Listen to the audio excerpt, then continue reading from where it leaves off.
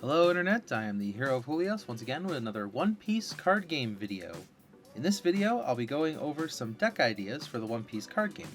I would like to disclaim that I am not good at this game. I really not. I've lost pretty much every battle I've gone into except against people who I am teaching the game to, and even then I've lost a couple times.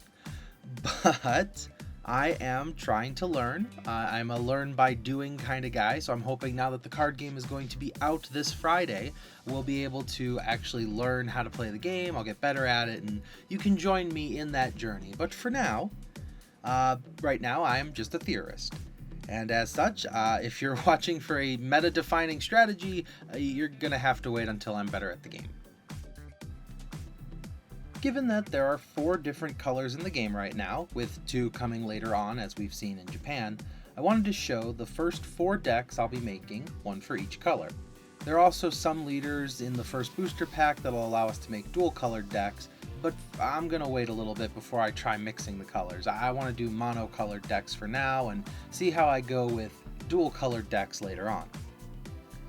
Starting off, I'll be talking about my idea for a red deck, focusing on using the starter deck Luffy's ability to give rested Dawn cards to my characters. Because of this, we'll be able to use abilities that require equipped Dawn much sooner than other decks can, like being able to use the starter deck Sanji as soon as he drops to the board.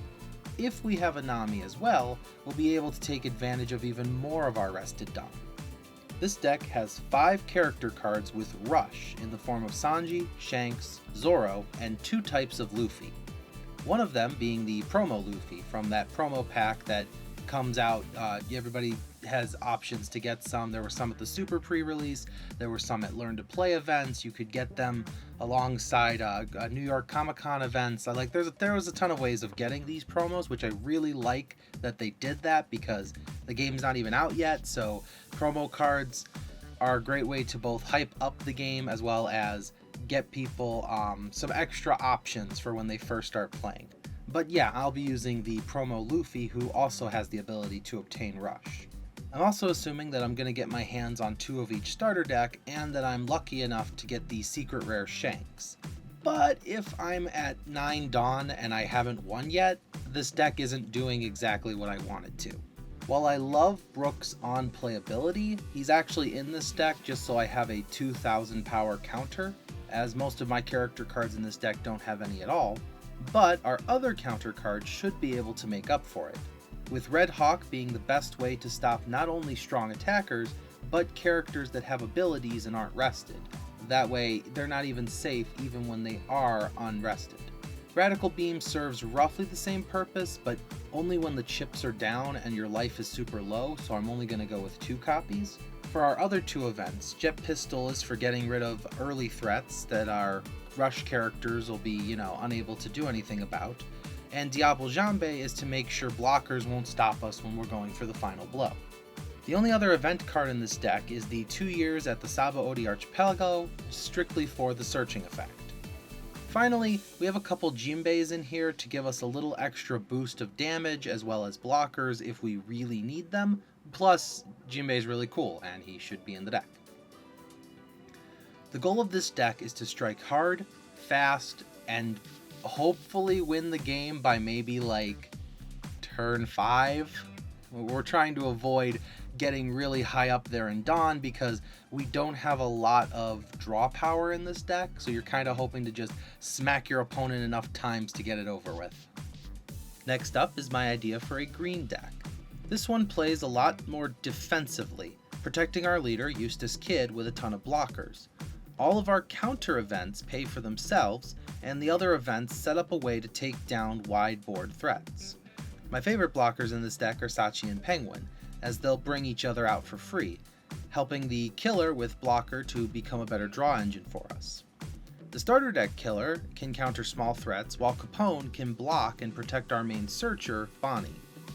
Finally, we have Trafalgar Law and Eustace Kid as our big endgame threats, and Yamato, I'm kind of just hoping I pull one, but I'm also curious to see how strong double attack and banish actually are in exchange for a 5 cost to board.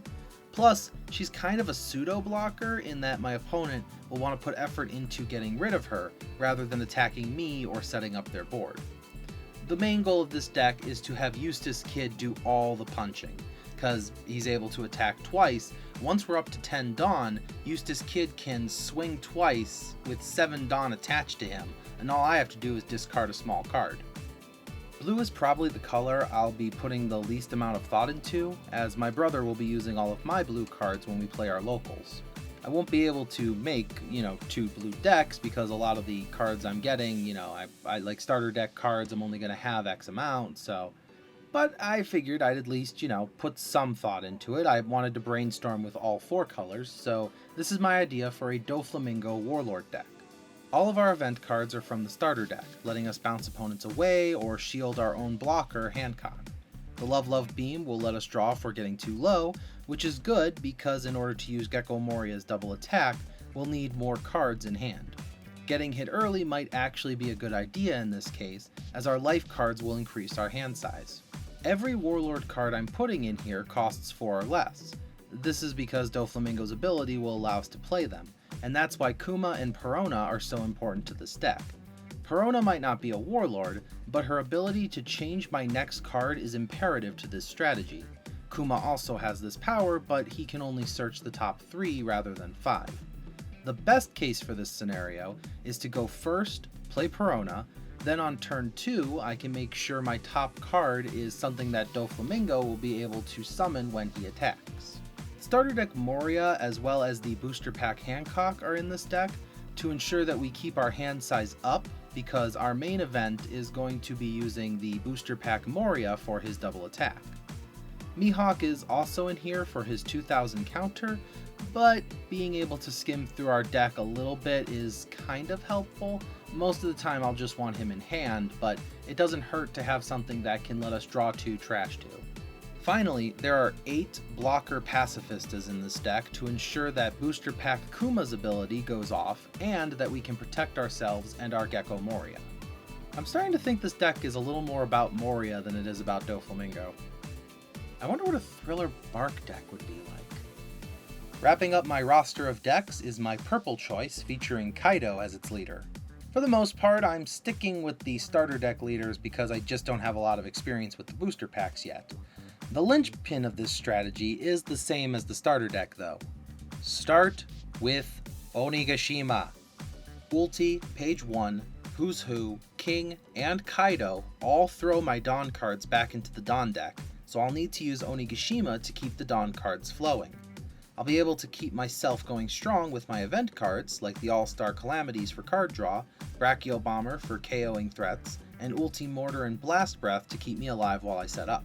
I chose Speed out of everything else just for her trigger and low cost, but I might switch her out for the blocker Black Maria, as this deck has no blockers at all. The goal of this deck is overwhelming power, which can be achieved by playing Big Fat Kaido, which is what I lovingly call the 10k Kaido from the starter deck. There's also the bigger, fatter Kaido from the booster pack, but he is more of a last resort board wipe than anything else. Overall, I plan to play with my red deck as my main, just because I love the Straw Hat Pirates and red is my main color in Digimon, but it doesn't hurt to think about what other options are out there. I hope you'll keep watching and see me grow as a player, and maybe someday I'll look back on these decks and laugh at how bad, or ahead of their time, they were. Thank you for watching as always, and I will see you in the next video. This is the Hero of Julios, Xing out.